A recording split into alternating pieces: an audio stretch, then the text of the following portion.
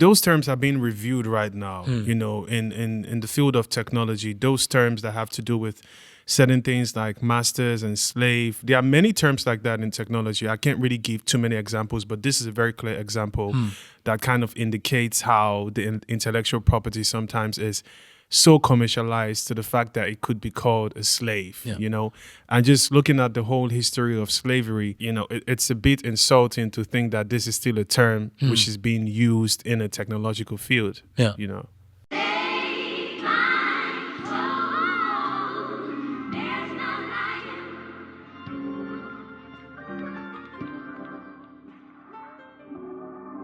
Yep, it's the Made in Germany podcast. My name is Junior. This is an English spoken episode today, and I'm here to welcome Gary Godson. I'm really happy to be here, bro. Thanks for having me. Glad you're here, my brother. Yeah. I don't know where to start. With your name, I think. Okay. I want to start with your name. Yeah. Godson, is that your real name? No, so my real name is Anigoro Ogene Gary.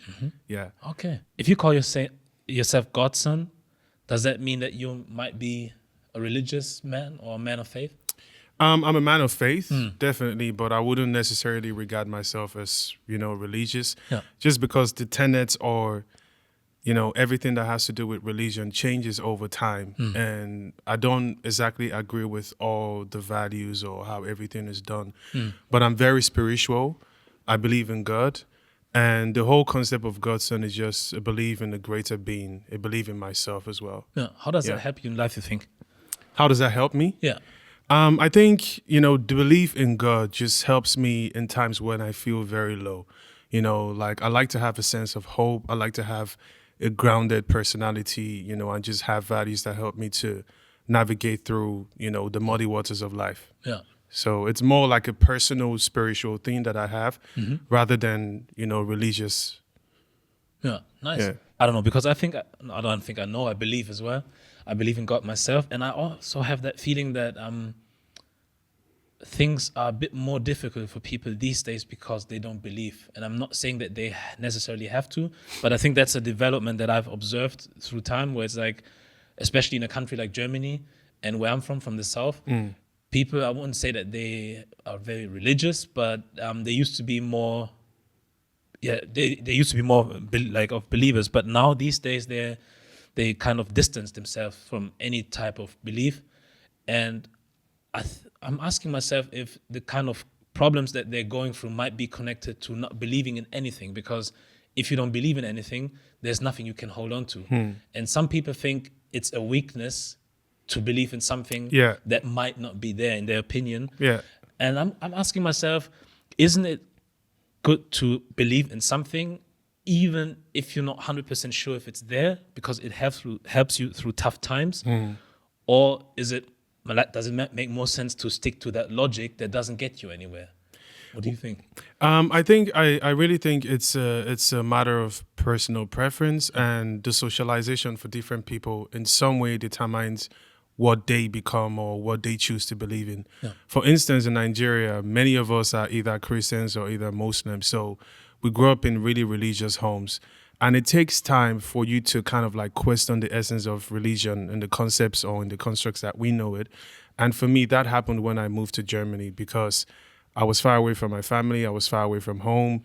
And the schedule where we had to always be in church like twice in a week or thrice in a week in some cases wasn't the same anymore, because when I went to German churches, it was it was a huge difference. We have music in churches back home in Nigeria. We have the possibility to socialize, interact with people in a very friendly manner. It's a very free type of format or way we have in Nigeria in the churches. So moving here to Germany, I noticed it's a huge difference, and it kind of made me lose the interest in wanting to be in church. So I think that made me start to reflect on how often do I really need to be in church? I mean, it's good I'm still a Christian, but I'm also very careful of how much I claim everything Christianity stands for. Yeah. Because there are certain values that I'm beginning to question myself about, when it comes to the ability for people to choose who they want to fall in love with, who they want to spend the rest of their life with, amongst other things. But in my personal perspective, due to my upbringing, I've just noticed that difficulties are a lot easier for me to handle when I have a sense of hope and a sense of belief. Yeah. And apart from that, I also have a feeling of a greater sense of calling, which helps me to be more socially responsible with my interactions with others, the things that I do. So there are certain tenets of religion that are very good for me. I can't really understand how people block this out, but I totally respect it. And I think they must have had experiences that made them to be like, I just want to pull away from this. Yeah. Yeah. When you talk about calling, because you just said that, what do you think is your calling in life? I think more than just music, I want to be able to connect with people and make like an impact in my society. I come from a place where, many young Nigerians, mostly particularly in the last couple of years, are looking forward in some way to leave Nigeria, to go to the UK or to go to the US or Germany, to go study. And due to this, we lose lots of talented people or people who could contribute to making a huge difference in Nigeria, particularly in this context. I feel like I have a greater sense of calling to be involved in my society because there's a lot of work for us to do. Nigeria is in the global south, and it means the economy still has lots of potential. The political landscape has a lot of potential. I feel that I can impact my people, Black people, a lot more if I'm able to be at home in the motherland, Nigeria. So I want to use my music as a tool for me to connect with people and to be able to foster social change. Yeah. Yeah. Because I saw on your Instagram that you went to the to at least one of the Black Lives Matter demonstrations here in Berlin, right? Yeah, this is correct. Yeah. And I was wondering, because you come, I don't know, when did you come to Berlin? So I arrived in Germany in 2015, but in Berlin, I've been here since 2019, towards the end. Cool. Yeah. Because I was thinking, if you're from a country where you used to seeing people that look like you, yeah, I was wondering, and when you then come to a place like Germany, and then you hear and see about the things that are going on around here, like the injustice that is taking place in Western countries or countries all over the world when it concerns Black people, is that kind of odd for you? Where it's yes, absolutely. Where I'm sure that in Nigeria you also have certain problems, but it's like you come from a country where you're amongst your own and you never have to think about that kind of things, and then you come here, and then there's all of those issues that you have to deal with. How does that make you feel? There are certain elements of it that are kind of familiar. The classism element of it is really familiar because in Nigeria, even as much as, we know it's a predominantly Black country, the classism is something which is very evident, which means the split between those who are really rich and those who are really poor is like, it's very, very evident and really clear. And if you take that and you turn that in the sense that certain people want to position themselves as superior to the others, those are constructs that are kind of relatable. But indeed, I became more aware of the subject of racism moving to Germany. We have other problems to deal with, even though many of us in Nigeria are well educated as it regards, the civil rights movement in the US and also the problems many of our Black brothers and sisters face in the Western world. It doesn't really hit home until you're there in person and you get to see how people look at you sometimes, or you get to see how certain opportunities might be a bit more difficult for you to acquire based on color, and you feel like you always have to prove yourself, and sometimes you feel like you even have to justify your being, and it's definitely something new for me, and there's just no way I couldn't speak up or be a part of such a movement to raise awareness. And I truly respect those who've been doing exceptionally great work in the Black community here, not just in the Black community alone, but people fighting for diversity in Germany and beyond. Does it make you, or do you think that you have a different understanding of certain things that you've seen in Nigeria when you came over here? Because a lot of people say that obviously we experience things here in Germany or wherever we are in the West, but then a lot of people believe that there's also a connection to how Western, how would you say it? How the Western way of life, or how they've been benefiting from us, from the African continent, has still an impact on African countries. Yeah. So did you start seeing links where it's like, oh, I never understood what was happening at home, but now that I'm here, I can see the connection between certain things that I haven't been aware of? Did you have that realization at some point? Yeah, on certain topics, but I'm also privileged to have parents who educated me on certain things and exposed me to materials that started to challenge my thinking as a teenager, as a child. So my dad is a lawyer and a retired lawyer now. When we were younger, he used to tip us, like bribe us to read. Nice. So I was reading interesting books about racism, just books about civil rights movement, books about blackness, books about, economy as well at a very young age. So even though I couldn't comprehend all the details or tenets of those books I was reading, it kind of like created a background thinking, about some of those issues. So coming here, once again, it really hits home when you see the effects of colonialism still very evident and still very strong in many African countries, and the strongholds that were built have even gone beyond just the systematic structures to now our leaders being used as tools of oppressions for the people of their country who look like them. So it's a devil's circle, you could say, in a way, and I think it's going to take a lot of time to break out of it. But raising awareness about such topics and also trying to be involved politically by, just reading or being part of conversation or taking action is a great step in the right direction for young Africans, I think. Yeah. Yeah. Are you hopeful that things are going to change? I think so. I think absolutely things are changing already. It's hard sometimes to appreciate the speed at which things are changing because there are still many negative things that could be distracting. I'll give you an instance.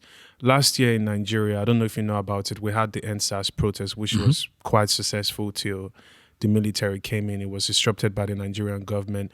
But if I think about it, 5-10 years ago, I would have never imagined that young Nigerians would raise their voices in such an organized way in a protest form, taking advantage of all the digital possibilities, involving other Africans in the diaspora to be a part of it, using the media, just supporting themselves, standing in solidarity, and making a very huge impact on how the rest of the world sees us and also our parents see us. Because for the longest time, we've always thought of Nigerian youths as kind of lazy. That's how the government describes us. But we really showed them something different from how they imagined us to be. And I feel that there's a new wave of like-minded people who are dissatisfied with the status quo. Yeah. They want to change things and they're working actively towards changing things. Yeah. Because I think Tesla and also Google are some of the companies that are planning on, using satellites to bring internet to a lot of countries, especially also African countries where people wouldn't normally get internet connection. So I think once they start doing that, I think there will be a lot more things that will come to light. Because like you said, I also think that the impact of the social media or the internet and the media that we have these days, like YouTube, Facebook, Instagram, has a huge impact on making or like raising awareness. And I can imagine that if those brands or companies make sure that we are connected everywhere or have access to internet or whatever, that there's going to be a lot more things that can come to light a lot quicker.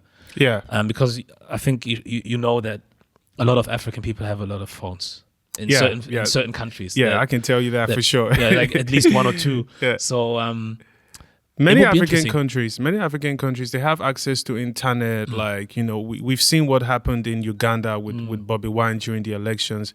Prior to the elections, we could see the level of mobilization, the level of organization, the detailed level of storytelling that, Ugandans were able to do to rally around Bobby Wine. Even though he lost the election to Museveni, we can see that the internet and social media is really being used as a tool to fight oppression. And that's why Museveni understands this and the TikTok leaders understand this. That's why they shut down the internet when, it's time for elections and things of this sort. In Nigeria too, at the moment, there are certain governmental bodies or persons who are trying to create like a social media bill to censor the internet because they know and they have seen several times how much the social media and the internet could be used as a tool to raise awareness globally about things that people otherwise don't see. Yeah. Yeah. How do you feel about like I didn't want to talk turn it into political talk, but it's like It's hard not to, right? huh? Yeah, it's hard not to. But it's like, how do you feel about intervention from countries outside that want to put like I don't know, that want to insert themselves into certain conversations or things that are going on in Africa or in African countries where it seems like they're there to help, but we don't really know if they're really there to help. Do you think that it's like an effort that we have to make on all sides where it's like countries from outside have to see that things are going wrong because they're not just, and also African countries or people in Africa in general stepping up and all of them working together? Or do you think there's some things that we should be able to deal with on our own because the intervention that we sometimes get is not helping us to get towards our goal? That's a very, very brilliant question. I think that allyship in itself is very important. You know, it's a great sense of community when you feel that other countries in the world care about your cause and they want to support you. But as you clearly said, we have our reservations and suspicions about, you know, having foreign people interfere in our politics because we've seen what's happened in the last decades. We've seen how our stories have been turned around. We've seen how facts have been hidden. History has been, you know, manipulated and, you know, turned in a different type of way to reflect us in a bad light. So I think we should be careful at the same time. I think that we should be very observant about how quickly we open our doors for intervention. And I mean, we in 2021, it's high time we started working together more as, you know, countries in Africa to support each other with whatever problems we might be having, because just based on proven facts and data that we have, there's little genuine interest in stepping into issues with a clear path or solution other than exploitation of certain natural resources that we have. So I think we should be able to tell our stories properly, and we should be more involved in the continent building. Yeah. You just said exploitation. Because before we started, we talked about ownership of your intellectual properties. Is that the right word? Yeah, this is correct. I'm bringing it up because we also spoke about certain things that are happening, especially like in German media, that we've witnessed, such as the incident with the WDR, where they had like a show of white people sitting together discussing whether certain words should be offensive to people with a certain type of background, like a migrant background or religious background, whether we are allowed to feel offended about it or not. And for me, it's like... I think especially when those types of things happen, I feel that we should have the ownership of whatever we're doing and should be more proud of, let's put it another way. I think if we are artists or journalists or people who just do certain things, if we're in media or whatever, that we should be able to have our own platforms and also work on our own platforms and be proud of our own platforms and make sure that we don't kind of give in to certain things because of, like, I can understand that certain people or a lot of people want to work with certain networks or want to benefit from certain companies, whatever, because they think that they have the financial means and the reach and media and whatever to kind of further like push their agenda. But on the other side, I think if you see that people are making the same mistake over and over again, I think it's time to like focus on your own stuff and also take ownership of your own things without compromise. And that's why I'm bringing it up. Just to clarify, so people know you're an artist, you're a singer, and you also mentioned that you're independent. And just make like a whole circle. But the point that I wanted to make is, especially in those times, I think it's very interesting and very important that people who do certain things own their craft, and you're such a person. And I wanted to ask you why, or what kind of motivated you to do that, to go that way, rather than doing it the way that people are used to, going with major labels or whatever, and just signing a deal with them. So it's a very interesting observation you've made. And to answer the first question, I think that the creative business is really difficult. And very easily we get into a realm where we begin to compare ourselves with other people based on, you know, the partnerships that they have, based on the validation they have from other artists or other creatives, based on brand collaborations as well. And it makes you kind of doubt your worth if those things are not coming at the right pace, and people are easily just looking for something that could happen to kind of validate them. I mean, it's not always the case, but I feel that comparing yourself sometimes could make you want to give someone else who's not been so invested in you creating the product to owning the product and then giving you a part of it, a share of it. Luckily enough, it's hard for me not to make reference to, my childhood in this case. When I started doing music, I was very enthusiastic about just being an artist myself. I started with production, and my dad wasn't very happy about me. It's a typical Nigerian parent setting. They want you to be a doctor. They want you to do, law or something like this. Yeah. And for many years, he was trying to talk me out of music because I was spending so many hours in the studio, just coming home late. And it took a while for him to realize that I was really passionate about it. And once he realized I was really passionate about it, it was like, learn how to produce and try to own your records, try to own your masters, because this way you can really learn many aspects of the business that you otherwise wouldn't know about. So I've had this sense of, wanting to own my masters, wanting to own my record and to control the narrative of how I monetize it. And I've just come to realize that with entertainment, you have to just be patient. People get carried away by how easily they see other artists or other creatives pop in and begin to doubt their self-worth. I've kind of learned that, I should believe in myself, own my stuff, and the right people are going to be attracted to it anyway. Yeah. Music isn't for everyone. Like whatever entertainment form you create, it's also important for you to realize that there's always a specific audience for it. Yeah. At the same time, there's a saying in Nigeria, Ayek Bogon, is a Yoruba saying, which means there's enough space in the sky for all the birds to fly. Nice. So if you realize that, you're just going to stay on your grind and do your thing and, not be so affected by external forces. Can you say that again, the English version? Ayek Bongon. Okay. It means there's enough space in the sky for all the birds to fly. Very nice. Yeah. I also believe in that. 100%. 100%. Was there ever a time where you were doubting yourself so much that you were tempted to go with a label or were tempted to approach labels and to get a deal?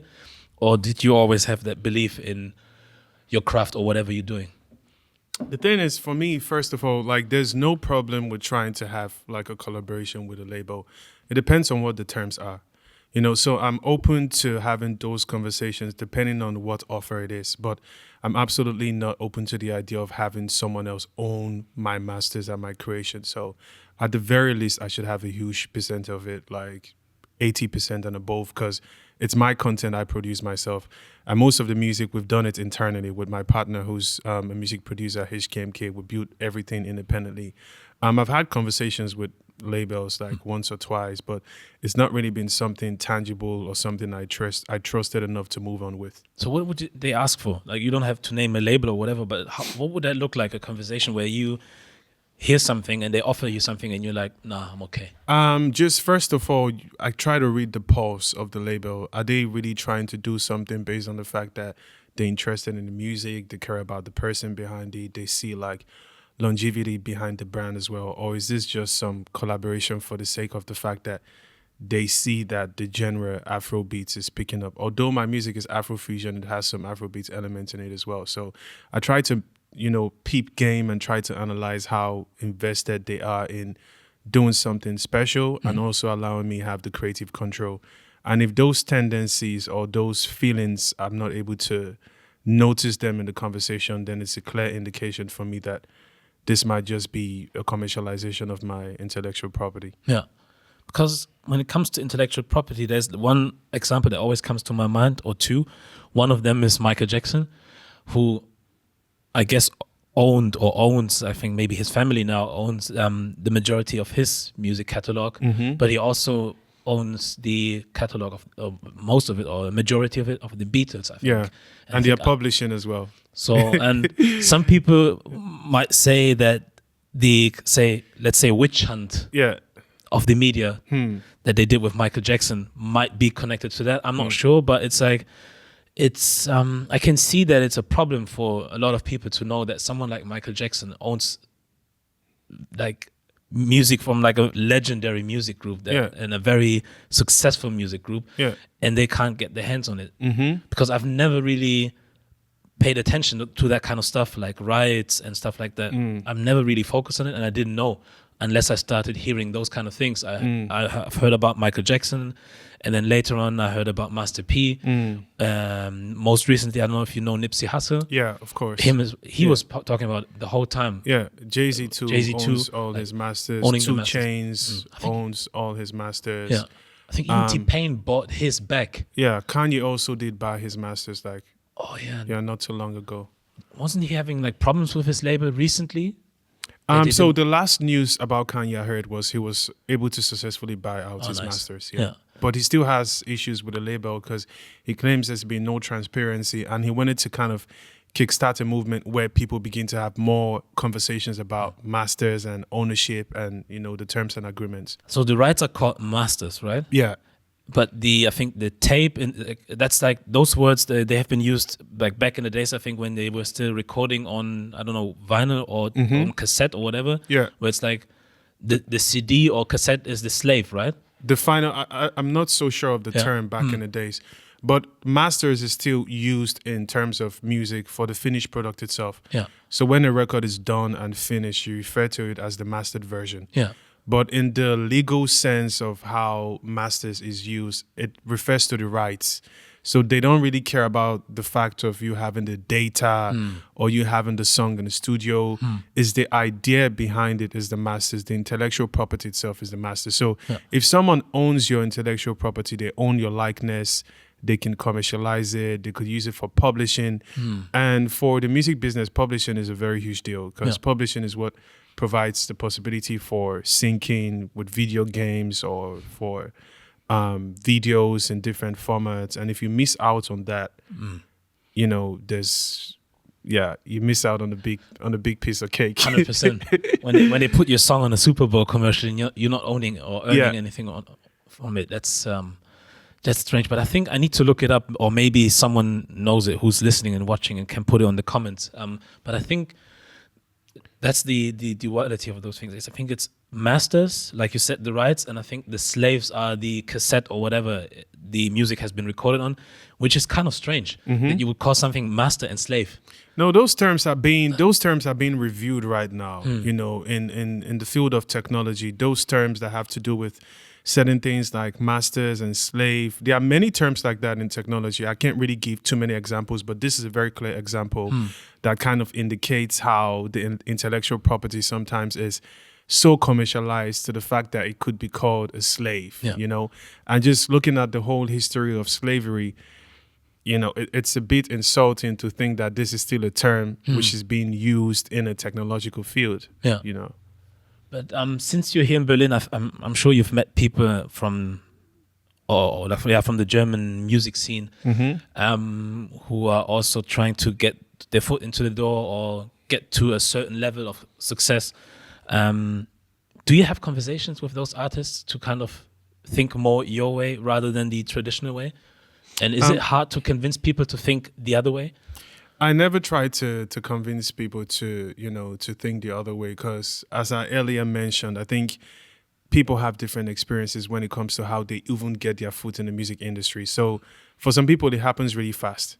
Some people who don't even have records which have been put out get record deals just because they know the right person, or an A&R discovers their music early and is like, we want to do something with you from the scratch. We're going to help you put this out. We're going to help you distribute the product. So everyone has different stories of how they got in the game. So I feel that it's kind of hard for me to try to tell them how I'm doing my thing because you also don't know how far or how deep they are into what they're doing already. They might have a deal for 5 more years or for 10 years or for 2 more albums or 4 more albums. And, I just would have a conversation based on what I can learn from them because I don't think there's any shame in having a label. I think it's about having a label that sees a vision with you and cares about really bringing out the product and also telling your story in the way that you see it. So some artists are lucky enough to be in a label where they also have like a high level of independent creativity, while some are tied down to deals where they basically just give the music to the label, and the label does whatever they want to do with it, and also use the artist name for the likeness. So I try to talk with artists to, you know, kind of learn about their inspiration, kind of learn about some mistakes they've made so I don't have to repeat them myself, and just appreciate whatever struggles they have. Because for people of color doing music, there are still so many things and challenges we have to deal with, even though things look very rosy on the outside. When it comes to ownership in the Black community particularly, we still, you know, lots of steps away from understanding how we could utilize our full potential in terms of commercialization. Because there's like that conversation going on for some time now, in the German music industry, especially when it concerns like rap and R&B, that there is artists who, I wouldn't say complain, because it kind of implies that they're talking about something or complaining about something that's not worth complaining, but they, let's say, also they're raising awareness to the fact that for some reason they're kind of being left out of the music industry in some sort, where it's like it's harder for them to get to like a critical level of success compared to other people. Do you notice something like that as well within your craft or what you're doing, or is that like completely disconnected because your music is in English, your music is international anyways, so you're not relying on, say, a German label or German industry to kind of push or promote your music? That's a very interesting question. I don't really know how best to answer it, but I would say that it's definitely, you know, different for me, but there are also certain similarities, you know, and struggles. The fact that my music is in English, you know, makes it a bit more different in terms of how it could be marketed to the German market. So it's more positioned internationally. So I'm trying to do collaborations and, you know, different type of distribution deals with companies that are in Nigeria. I'm also working a lot of times with Nigerian producers, also more recently, because I feel that the music is not just trying to be based or created for the German market alone, but it also has the potential to reach international audiences. Yeah. I think that there are definitely struggles that come with getting in the music industry, getting your foot down in the music industry, and also creating a value proposition that lasts very long and is also accepted in terms of what can be done with the art itself commercially. I think everyone's struggle is kind of peculiar to them. At the same time, there are collective struggles that I feel, you know, are just there in the music industry. I think relationships are very important. Yeah. When you know the right people, certain things can happen really quickly. I think that there's also, I mean, my opinion is there's also a lot of classism in the music industry too. Like, people segment themselves into this whole plethora of who's cool and who's not cool and who's popping right now and who's not popping, and sometimes it could affect, you know, how well people are open to getting into new circles. I feel. Oh, I just watched something before I got here, something very interesting, where I don't know if you've heard of Dr. Umar Johnson. Yeah, Dr. Umar Johnson. Yeah. I've watched an interview that he did with someone, I can't remember who it was, and a theme that always comes up, especially like in election years in the US, that when it's time to vote, and when especially Democrats need votes, they're always pushing for the black vote, and they always promise things which most of the time, or I think they almost never deliver. And this year, a lot of artists such as P. Diddy and other ones were like, okay, this year we need to change. We need to change it. This year we need to demand something, and if they don't meet our demands, we're not going to protect them. But then at some point, it shifted again from, we need something from you. If you don't give it to us, we're not going to participate, to, hey, we need to get Trump out of the office because he's very dangerous for us. And if he's not gone, something's going to happen. So where I think they were playing around with fear to get people to fall in line again. And now they realize nothing happened. So we've got Kamala Harris, or they've got Kamala Harris in the White House now, which is nice, I guess. But all the other things that people were demanding haven't been met yet. And I think my question is, can you demand something without actually demanding something? Because for me, demanding is not just asking for it or saying you need to do something. For me, it's like you need to enforce it. Where it's like, hey, if you don't do certain things, we are not going to do it. And then we're going to see how it's going to work out down the line. there might be a chance that things might go a bit south, but that's the cost that we're willing to take because we're not participating anymore. We're not your puppets. And that's how I feel why certain things are not going to change or demands are not going to be met, because I think other communities, they know how to demand certain things. And when something happens, things change. But I think with the African American or African community or in the diaspora, it's a bit different, where it's like and I'm not blaming people and saying, oh, you should do more, but it's like, it feels more like we're asking rather than really putting our foot down. I don't know how you feel about it. So really quickly to the reference of Kamala Harris and Joe Biden, not to in any way defend their government or anything, but I think it's still quite early to determine or assess how much they're going to do based on the request from the Black community. But from the body language, I can see there's a lot of willingness to be inclusive. There are more people of color in the administration so far. I think that many times things can be, easily swayed into the direction that the Black vote or Black opinion is kind of used to support a particular agenda. Yeah. But in the case of Trump, it's kind of difficult for me to look away from the fact that the Trump rhetoric in general was just very dangerous. And I'm, kind of just curious about what would have happened if Trump was to be the president of the U.S. for extra 4 years. So I'm happy he left. But I myself, even though I'm not in the U.S., I'm very critical about what happens with Joe Biden and Kamala Harris being, the ones leading the administration right now, because the American politics has a big play in the politics of the world globally. And I really hope there's going to be some level of accountability and that they keep up to their promises. To the question of how I feel about that, is once again us guiding the expectations that we want from people, being very involved in politics. I think it's very hard for us to. There's a lot of things we Black people have to think about on a daily basis. There's a lot of struggles we have to fight for. I think that we should just be more lenient with each other. Some people might not be on the forefront of issues as we expect them to be. Yeah.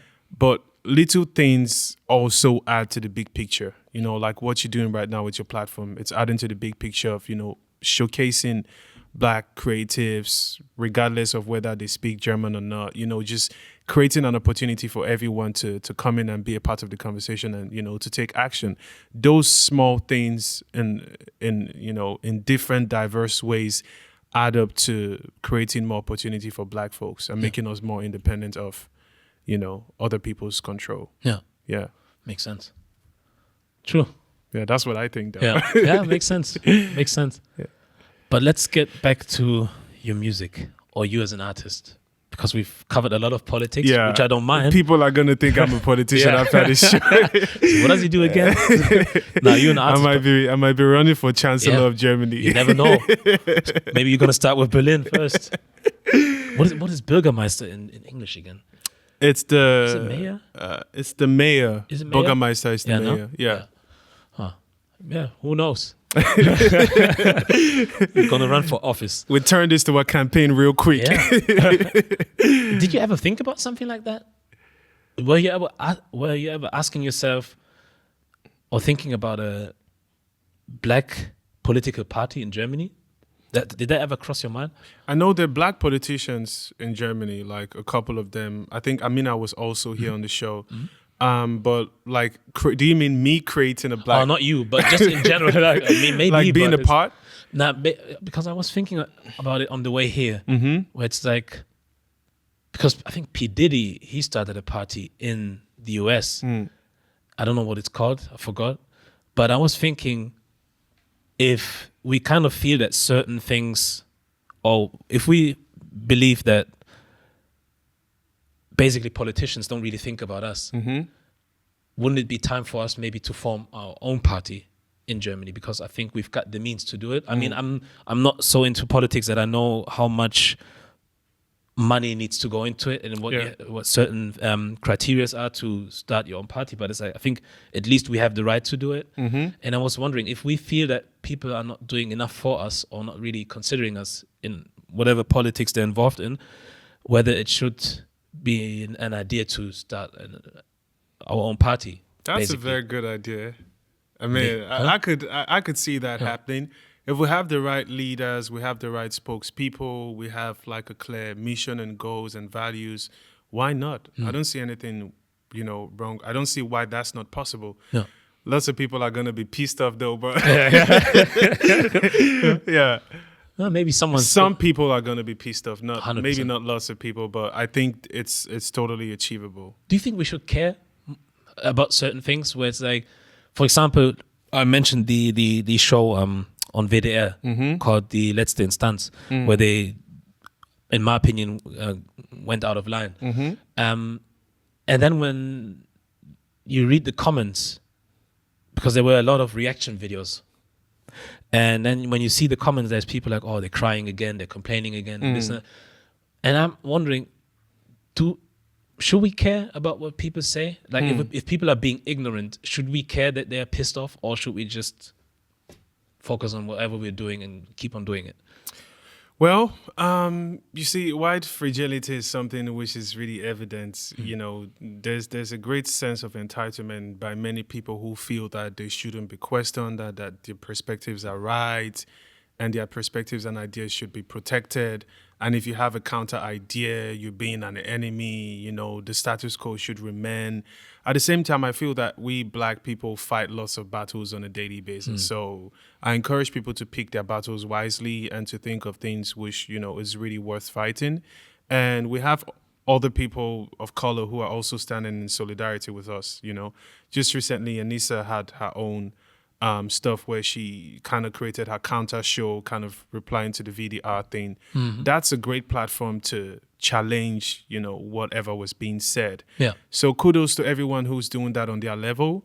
At the same time, I feel that everyone who's doing a small action towards making a change is doing something special, because this is the Voltron that we all contributing on a large scale. Yeah. We should care. I think we should care, but I also encourage people to determine what topics they want to take on, what's really interesting for them, because we can't always just channel all our energy and resources into just one subject, into just one platform, into just countering one thing alone.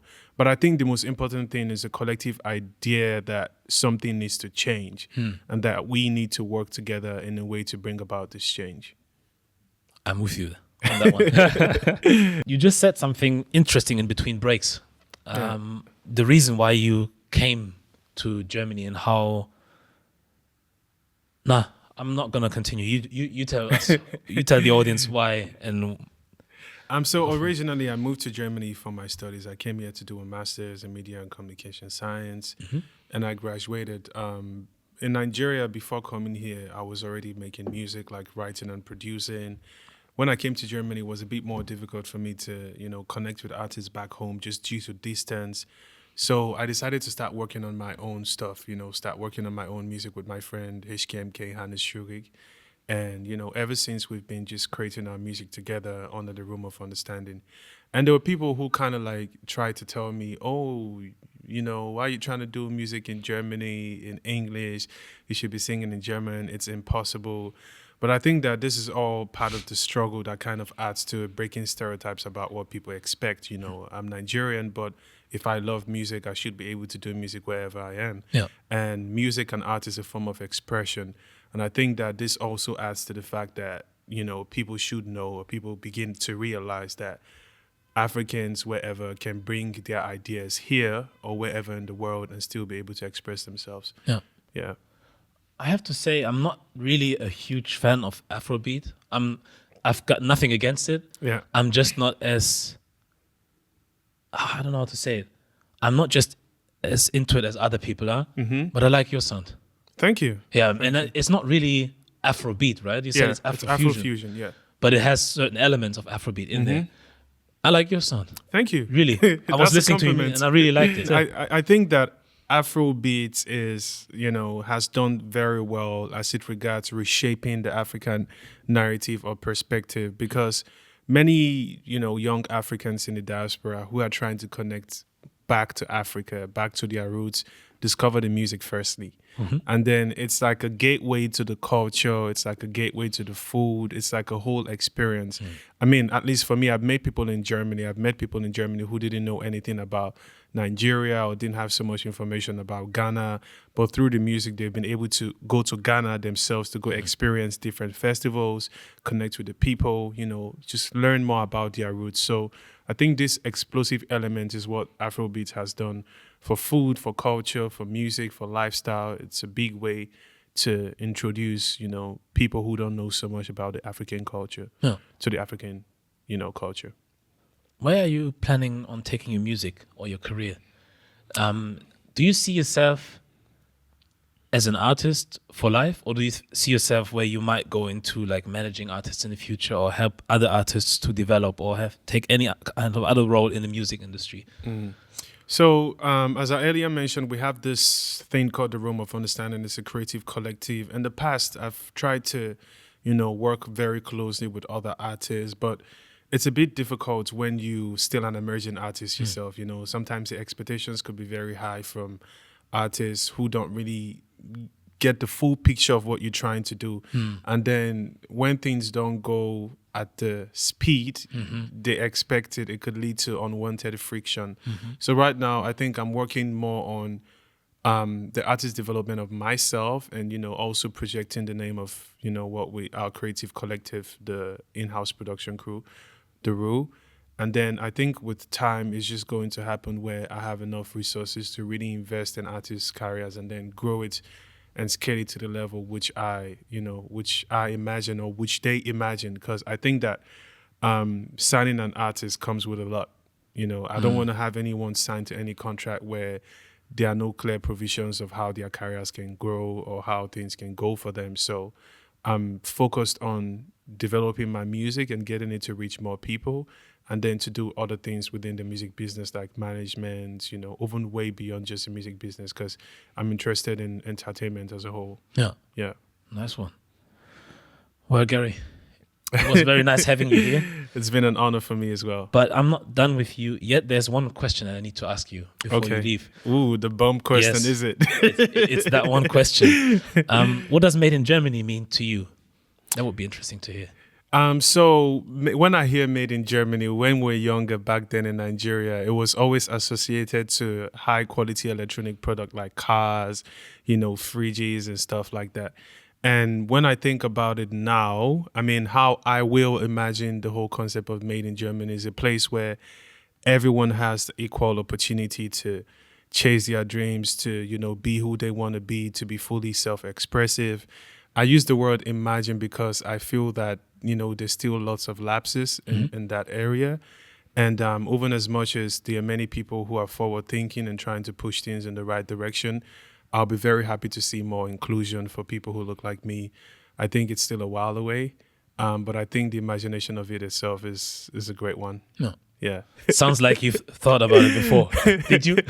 Yeah, of course. I did think You did? about it. Yeah. Yeah, nice. I thought about it. Like what's made in Germany for me, a Nigerian moving, you know, to Germany, being here for like, you know, 5 years. What does it really mean to me, or what would I like to see? So my answer of the question is more, you know, imaginative, and also based on facts of how I feel as a person.